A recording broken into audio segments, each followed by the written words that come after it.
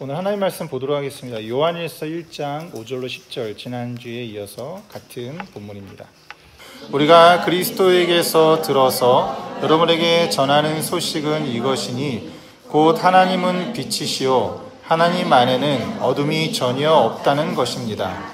우리가 하나님과 사귀고 있다고 말하면서 그대로 어둠 속에서 살아가면 우리는 거짓말을 하는 것이요 진리를 행하지 않는 것입니다. 그러나 하나님께서 빛 가운데 계신 것과 같이 우리가 빛 가운데 살아가면 우리는 서로 사귐을 가지게 되고 하나님의 아들 예수의 피가 우리를 모든 죄에서 깨끗하게 해주십니다. 우리가 죄가 없다고 말하면 우리는 자기를 속이는 것이요 진리가 우리 속에 없는 것입니다. 우리가 우리 죄를 자백하면 하나님은 신실하시고 의로우신 분이셔서 우리 죄를 용서하시고 모든 불의에서 우리를 깨끗하게 해주실 것입니다. 우리가 죄를 지은 일이 없다고 말하면 우리는 하나님을 거짓말쟁이로 만드는 것이며 하나님의 말씀이 우리 속에 있지 아니합니다. 아멘. 우리가 지난주에서 계속해서 왜 예수님을 믿어야 하는가라는 것을 조금 기존과는 다른 방식으로 다른 모습으로 같이 말씀을 보고 있습니다. 지난주 내용을 잠시 이어가면요, 우리가 종교에 대해서 배웠죠. 종교는 마루종, 으뜸종, 그리고 교는 가르침이라는 뜻이었어요. 그러니까 으뜸되는 가르침, 세상과 인간과 모든 것에 대한 으뜸되는 가르침이라고 배웠는데요. 근데 여기에 좀 문제가 있었죠. 어떤 문제가 있냐면 으뜸되는 가르침이 한 가지가 아니라 굉장히 다양한 종교들이 있었다고 우리가 배웠어요. 그래서 우리가 예수님을 주님을 믿고 하나님을 의지하고 그분의 말씀의 뜻대로 살아가는 삶이 중요하고 우리에겐 절대적이고 필요하지만 우리가 세상을 살아가면서 다른 종교 전통에 있는 사람들을 함부로 대하는 것은 그 또한 주님의 뜻은 아니다라는 것을 우리가 보았습니다. 더 겸손해야 되고 더 사랑이 이제 많아야 되는 것이죠. 그래서 우리 친구들이 지금 살아가는 이 시대만이 아니라 앞으로 살아가는 시대 속에서도 다른 많은 기독교인도 있을 것이고 다른 종교도 있겠지만 목사님 생각에는 종교를 가질수록 더 기독교인으로서 믿음이 깊어질수록 더 다른 일을 많이 배려할 수 있고 또 평화를 추구하고 사랑의 마음을 우리 삶 가운데 이루어가는 것이 맞는 것이 아닌가 생각이 들어요. 근데 그렇게 가르치지 않는 일들도 있고 그것과는 다른 행동을 하는 사람도 많이 있기 때문에 우리들이 살아가면서 우리가 배우고 있는 말씀들을 통해서 또 전해드린 말씀을 통해서 내가 어떻게 살 것인가 또 내가 어떻게 믿고 살 것인가 한번 정리해보면 우리의 삶에 좀 도움이 되지 않을까 생각합니다. 한국의 종교에 대해서도 이제 우리가 계속해서 생각해보고 많이 배웠습니다. 한국의 유교, 불교, 기독교가 대체적으로 이런 큰 종교가 있다고 했고요. 각각의 종교들은 세상과 역사에 대한 각각의 세계관, 가치관이 있다고 했죠. 그리고 사람들은 그 세계관과 가치관 속에서 한계성을 가지고 있다. 그래서 유교에선 무지, 불교에선 집착과 욕망, 기독교에선 죄라고 그 모든 것들을 하나로 잘 설명을 했어요. 그리고 각각의 종교는 인간의 한계, 세계의 한계를 극복하는 대안을 제시합니다. 우리 말로 쉽게 말하면 구원의 길을 제시하죠. 유교에서는 배움, 불교에서는 깨달음과 수행, 기독교에서는 은혜를 믿음이라고 하는데 이 세 가지가 결코 다 따로 있는 것이 아니라는 거예요. 서로 겹쳐지는 부분들이 굉장히 많이 있습니다. 중요한 것은 어떤 것을 가장 중요하게 생각하는가, 그게 다르다는 것이죠. 그래서 기독교에서도 배움이 있고 깨달음과 수행이 분명히 있습니다. 하지만 가장 중요한 것은 하나님의 은혜를 믿는 믿음, 그것이 가장 중요한 첫 시발점이 된다는 것이죠. 그래서 우리는 지난주에 우리가 믿고 있는 기독교 신앙에 대해서 다른 종교와 또 세상의 눈으로 좀 바라봤습니다. 하나님께서 창조하신 세상, 그러나 그 창조한 뜻대로 살지 못하고 죄됨에 빠진 사람과 세상의 모습, 그리고 그것을 극복하는 은혜에 대해서 같이 보았습니다. 자, 오늘은 이제 우리가 이 부분에 대해서 기독교의 가장 중요한 것은 죄를 극복하는 것이다. 그것을 다른 말로 하면 따라해보죠. 구원. 예, 구원이에요. 구원, 어떤 친구들은 뭐 구원을 주시려면 10원을 주시고 10원을 주시면 100원을 주시고 기독교의 구원을 이제 농담조로 표현하는 친구도 있긴 한데 구원은 우리가 가진 한계를 극복하는 기독교적인 용어예요. 기독교적인 대안입니다. 근데 죄를 극복하고 구원의 길로 가야 되는데 어떻게 해야 되는가? 구원의 은혜를 믿고 경험하는 삶을 우리에게 제시를 합니다. 그 중심에는 이제 무엇이 있는가? 화면 가장 가운데 무엇이 있죠? 예수님이 있죠. 그리고 그 위에 왼쪽에는 무엇이 있죠? 아버지 하나님. 그 오른쪽 밑에 무엇이 있나요? 성령 하나님. 그래서 기독교가 가진 독특한 구조입니다. 아버지 하나님을 믿는 종교가 따로 있어요. 또 있어요.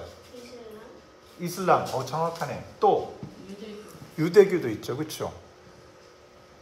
대략 이 정도인 것 같아요. 특별히 이제 우리가 가진 성경을, 구약 성경을 같은 성경으로 갖는 종교는 어느 종교입니까? 이슬람은 아니에요.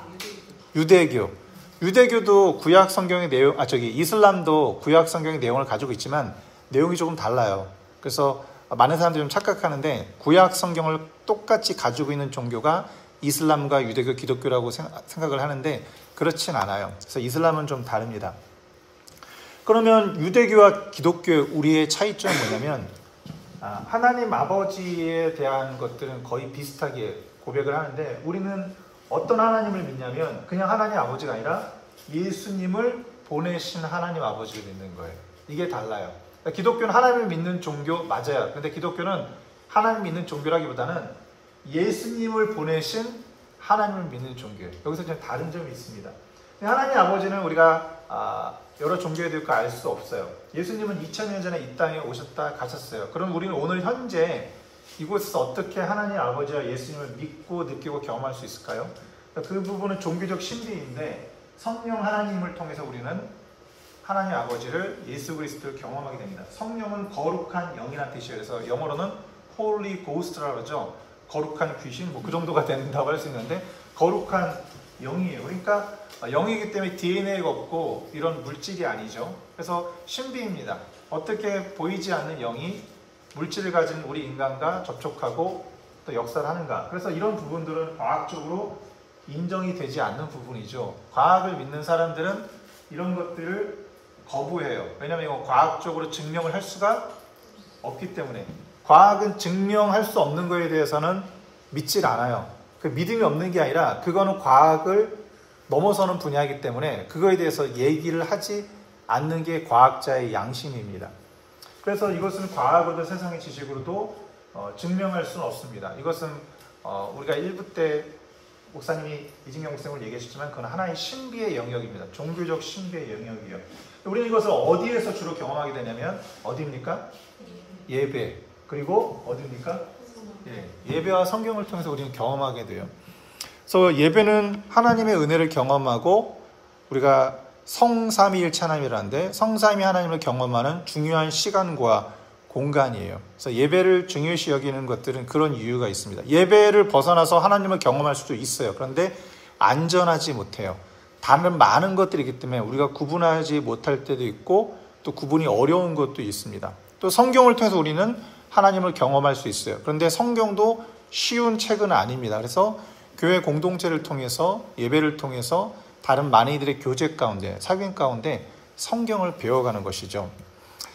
오른쪽에 있는 것은 유명한 성삼위일체에 대한 그림입니다. 가운데 위에는 성부 하나님을 상징을 하고요. 오른쪽은 양인데 뭘 상징할까요? 예수님. 맞아요. 왜 근데 양을 그렸을까? 왜냐면 어린 양. 맞아, 어린 양 대신 예수님이라 그래서 양을 이렇게 그렸어요. 또 왼쪽에 뭐가 있습니까? 삐루? 비둘기인데 왜 비둘기가 그려져 있을까? 비둘기는 뭐로 상징할 것 같아? 리나야. 평화. 그치. 비둘기 평화의 상징이지. UN 본부에 그려져 있죠. 비둘기 평화의 상징. 리나, 비둘기는 뭐로 상징할 것 같아?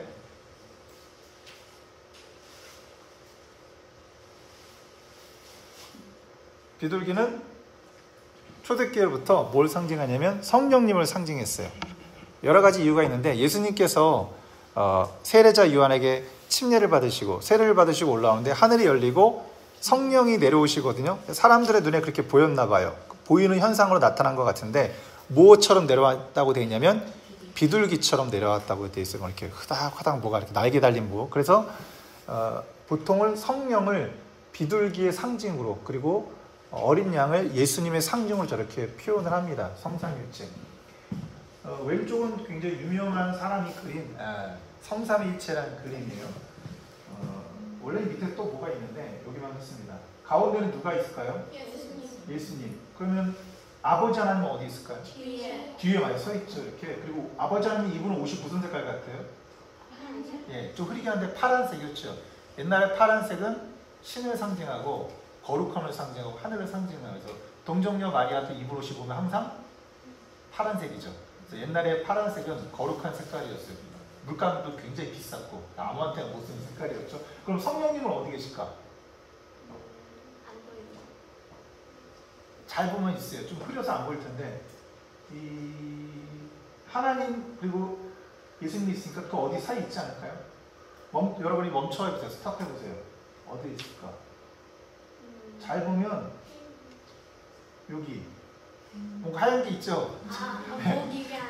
예, 그 성부 하나님과 성자 예수님 사이에 비둘기가 이렇게 그려져 있어요.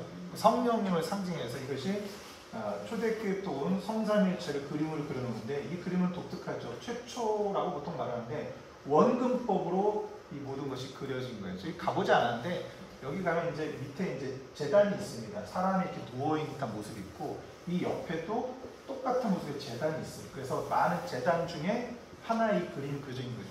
그래서 이 홀 안에 들어가면 마치 벽에 구멍이 뻥 뚫린 것처럼 이 그림이 그려져 있어요. 원근법을 이용해서 착시 효과를 일으키는 거죠. 성삼위일체 하나님을 그린 초대교회 때 그림들이 이렇게 많이 있습니다. 그래서 기독교는 하나가 아니에요. 지난번에는 많은 종교들 말했지만 한번 그냥 나중에 이런 걸 배울 일이 없으니까 한번 읽어볼까요? 맨 오른쪽에 뭐가 있죠? 콥트교회. 콥트교회 들어본 사람. 이거 아는 사람이면 진짜 전문가인데. 이 콥트교회는 어느 나라에 있을까요? 코크니까 트라는 나라에. 아니야. 피라밋이 있는 이집트에 있는 교회를 보고 콥틱 처치라고 그래요. 그 다음에 정교회는 바를정, 올스톡스라고 그러거든요. 그래서 정교회 앞에는 나라 이름이 붙어요, 보통. 그리스. 예, 그리스 정교회. 또 그럼 어느 정교회가 있을까? 한국 정교. 한국 정교회도 있어요. 러시아 정교회. 그래서 정교회는 보통 그 앞에 나라 이름을 붙인다. 그리고 우리가 보통 하는 가톨릭, 한국말로 하면 천주교가 있죠. 그리고 개신교는 영어로 하면 뭐라 할까요, 보통?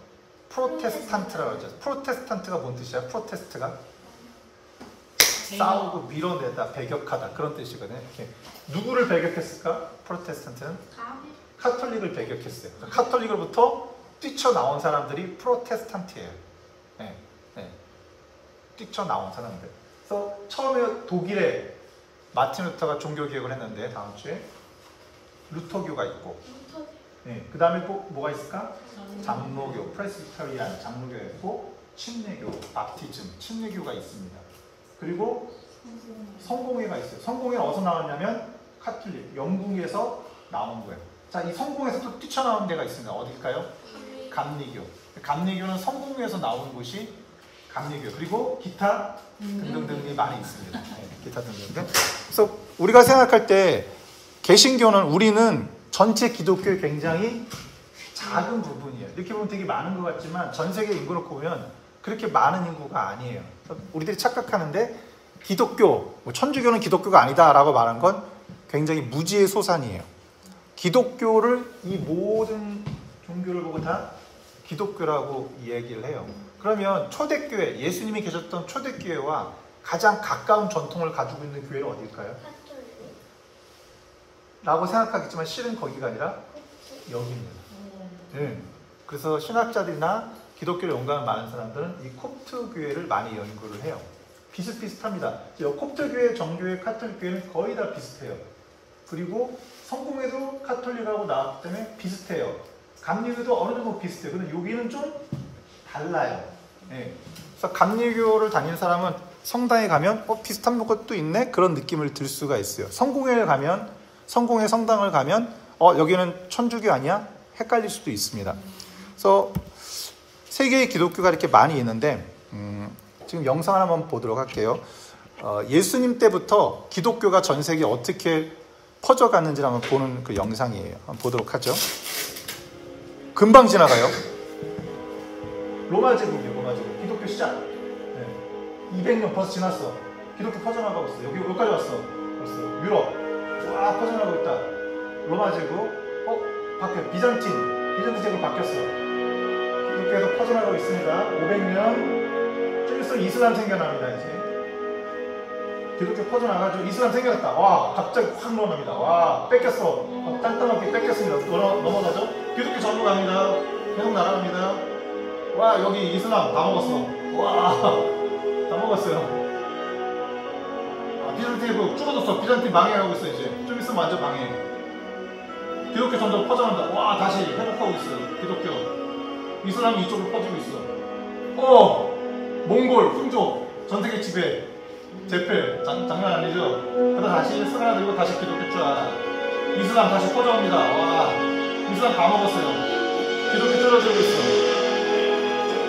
1500년 종교개혁 늘어납니다. 이제 계속 확장됩니다. 이슬람 밀려나고 기독교 전세계다.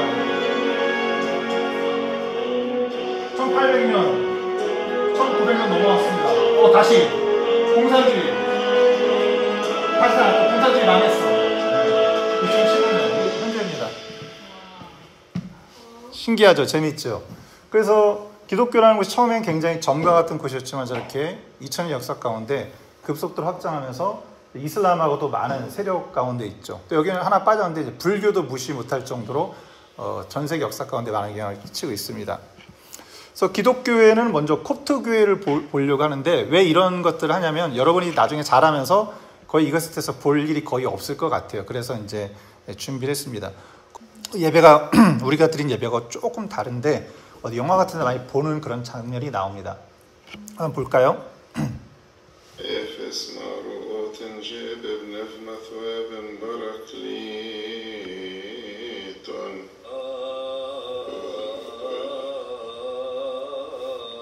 유대인처럼 말씀을 노래로 읊조립니다.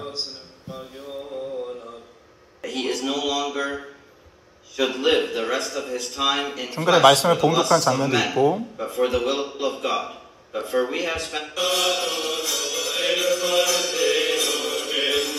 찬양을 하는 거예요.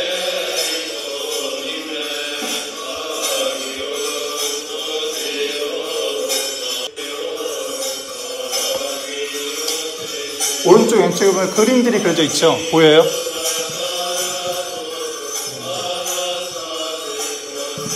콥틱 교회는 저렇게 성화라 그러죠. 저런 이콘이라 그러는데 저런 성화 같은 것들이 많이 그려져 있어요. 자, 그 다음에 정교회로 넘어가 볼게요. 정교회는 각 나라별로 있는데 비슷한 형태가 있습니다. 볼까요? 여기는 한국 정교회예요. 한국에도 정교회가 있습니다. 한 3,000명 정도 신자가 있어요. 여기도 마찬가지죠. 사도들이 이렇게 그려져 있어요. 그 뒤에 성화들이 있고 많은 조각상들이 있고요. 정교회도 아까 콥틱 교회하고 비슷하게 저렇게 성화나 저런 형상들이 많이 있어요. 우리는 예배당 안에 뭐가 있냐면 십자가가 있죠. 근데 장로교에서도 보수적인 곳에서는 예배당 안에 십자가가 없어요. 왜냐하면 십자가도 우상이라고 생각하기 때문에. 십자가는 예수님이 아니잖아요. 우리는 십자가를 그렇게 소중히 여기는데 그것도 우상이 될 수 있기 때문에 십자가를 걸지 않는 그런 장로교도 있습니다. 반면에 저렇게 많은 이콘들을 예배당 안에 예배의 요소로 활용하고 있는 기독교도 굉장히 많다라는 것. 영광이 성부와 성자와 성령께 이제와 항상 또 영원히 있나이다. 아멘. 하늘에 계신 우리 아버지, 아버지의 이름이 거룩하게 하시며 아버지의 나라가 오게 하시며 아버지의 뭘까요? 뜻이 하늘에서와 같이 주기도문이잖아요. 땅에서도 이루어지게 하소서. 오늘 우리에게 필요한 양식을 주시고 우리가 우리에게 잘못한 일을 용서하듯이 우리의 잘못을 용서하시고 우리를 유혹에 빠지지 않게 하시고 악에서 구하소서. 나라와 권세와 영광이 여전히 선부와 선지자와 선인의 것이나이다. 그래서 그리스도께서 예전에 벗들에게 말씀하셨듯이 그분은 다시 살아나셨으므로 갈릴레아 산에 가면 거기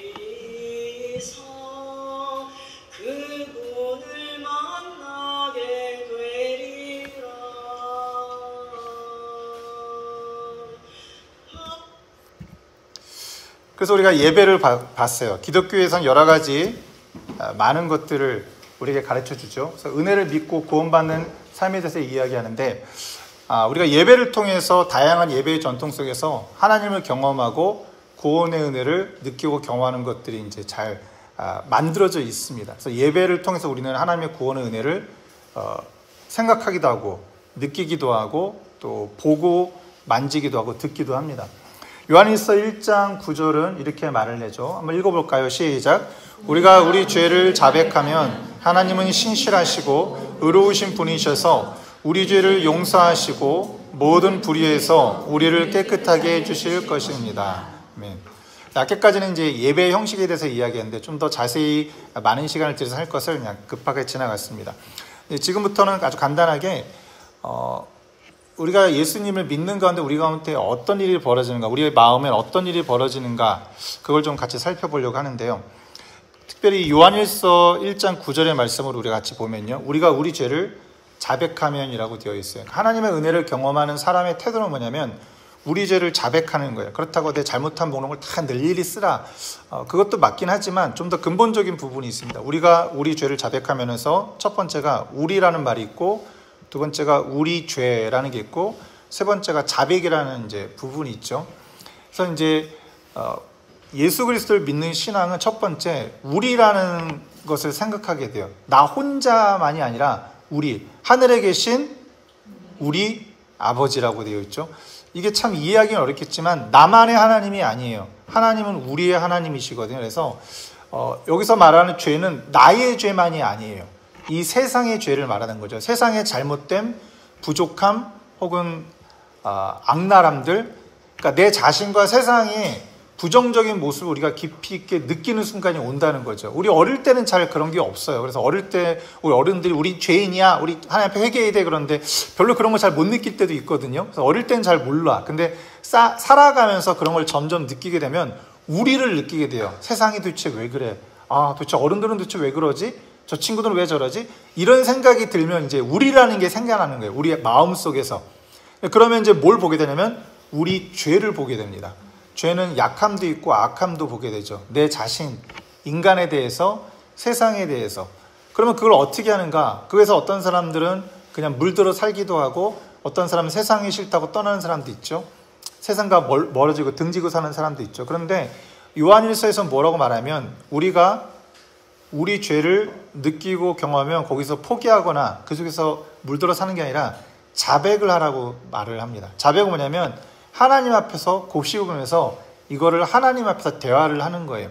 나의 모습, 세상의 모습을 하나님 앞에서 풀어가려는 삶이에요. 그래서 이것이 성서의 전통입니다.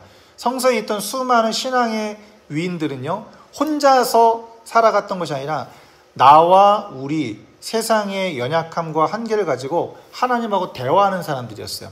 하나님하고 풀어가는 사람들이었어요. 그래서 이제 예수를 믿고 신앙생활한다는 건 무엇이냐?